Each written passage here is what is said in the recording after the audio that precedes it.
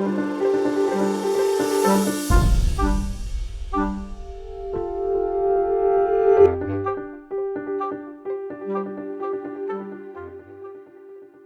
crisis in the Central African Republic, which began in March last year and has continued to simmer since, has flared up once again.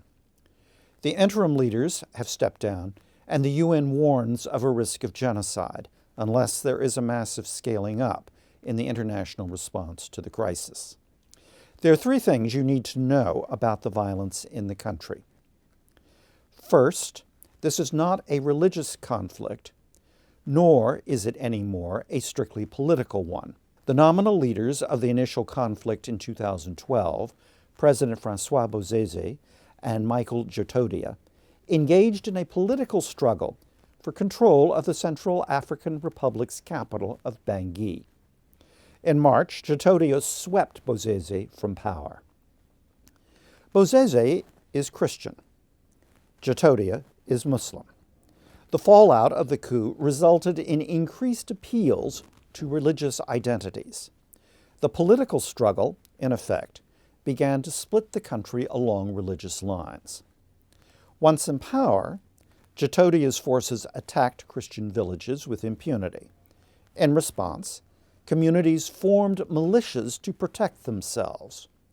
They also targeted Muslim civilians.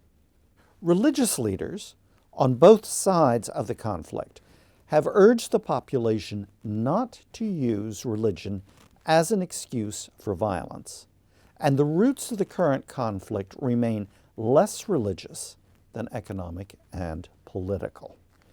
Second, there is a strong possibility that the conflict will spill over national borders into neighboring countries.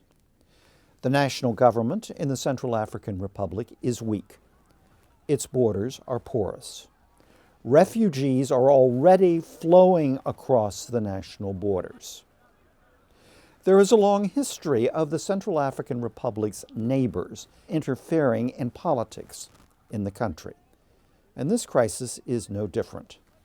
Chadian forces were among the rebels that overthrew Bozize in March 2012. The Economic Community of Central African States has also taken a lead role in resolving the crisis so that violence does not spread to their own countries. Third, there needs to be a strong, neutral interim government to build long-term peace. The transitional government in the Central African Republic and leaders of the Economic Community of Central African States should include in their discussions a UN or African transitional administration.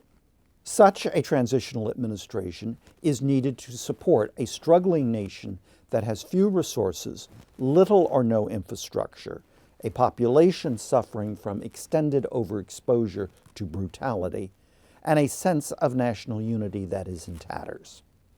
An international transitional administration has proven successful before in Namibia and in Kosovo. That option deserves serious consideration in the Central African Republic.